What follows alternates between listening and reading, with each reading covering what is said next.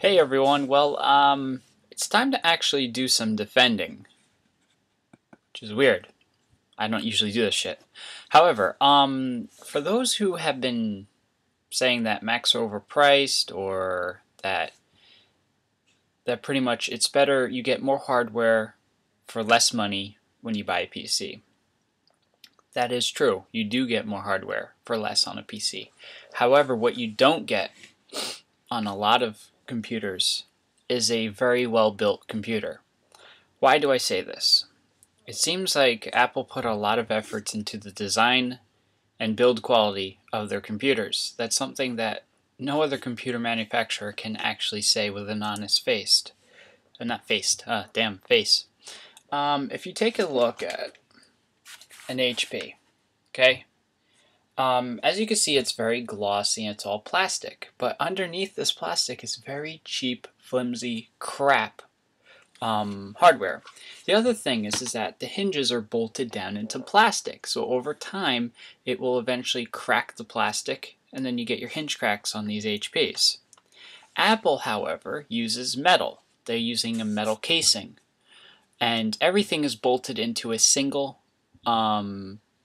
piece of metal. It's not like you have metal bolted onto metal, bolted onto metal. It's actually just one single sheet, and that it's been carved out and machined out to fit all the components. What you end up getting is a much stronger machine, because the hinges are now bolted down into metal, not plastic. What do you call it? When you try flexing the MacBook Pro, you're not going to get it to flex whatsoever. The screen is covered by a single sheet of glass, whereas these pieces of shit are out in the open. As you can see, they're out in the open. You could touch the LCD all you want, whereas a MacBook Pro, you won't have that issue. The other thing is the keyboards are really dirt cheap on PCs, whereas there's a lot of effort put into the keyboard design for Macs. The touchpad is a piece of shit. They wear out really fast. I mean, give it about a year or two, and they start wearing out on the coating on top. Plus, the buttons tend to fuck up. Another issue is sound quality. Now, this is a thing where it's starting to get into the debate of hardware. What is better, more powerful hardware or better quality hardware? I'm the kind of person where I believe in quality over quantity, and the Macs tend to have quality over quantity. The sound in a MacBook Pro is equivalent to the sound you would get on an iPod, iPhone, iPad, iPod Touch, whatever. It's the same sound quality.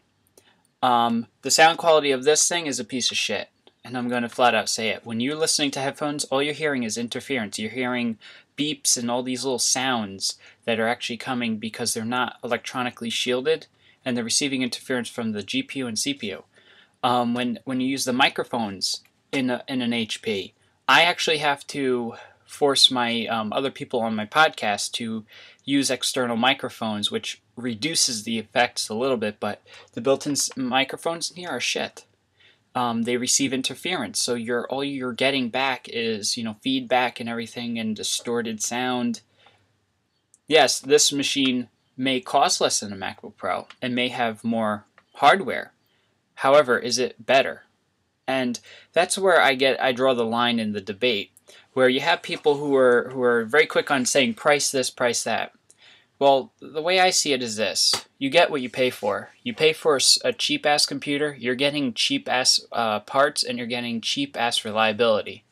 I can see this MacBook Pro lasting me 3 years without fucking breaking, except for the first MacBook Pro, which was a hardware defect.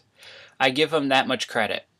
But, I mean, I don't see the hinges snapping off this thing. I don't see the casing falling apart. I don't see the keyboard falling apart. Okay, whereas HP's, nothing but shit. Nothing but shit. Dell's, nothing but shit. Gateways, nothing but shit. And that's the thing is where I would actually defend Apple in their prices. I think that, you may be paying a premium, but that's the price you should be paying for computers anyway. You should be getting hardware that's well built.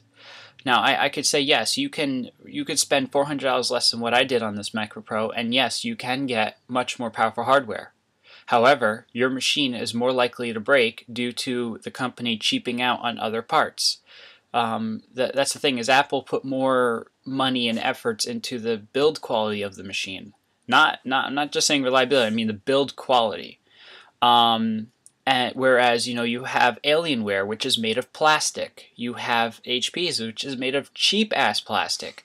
I mean, did you know how thin the casing of this, the bezel, actually? The bezel, which is this whole area that goes across the screen, is as thin as... How can I tell you this? Try and find something. It's probably as thin as a credit card. It is probably as thin as a credit card. And it's very flimsy. I mean, you're flexing it like paper. I mean, it's very easy to flex this shit. You can't even flex the screen here. I'm trying to. I mean, it just seems like Apple really put a lot of efforts into this.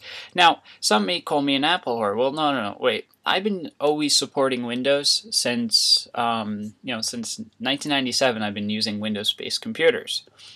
I still have Windows 7 on this Mac because there are things that Windows does better. There always will be. Gaming will always be better on a Windows platform.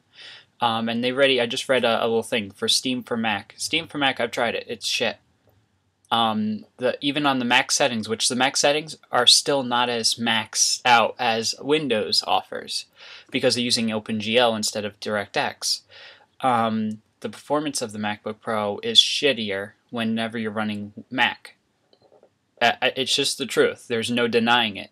So whenever I use Boot Camp and I install, Windows 7, all my other games run Mac settings. That's what you saw in my Dead Space video.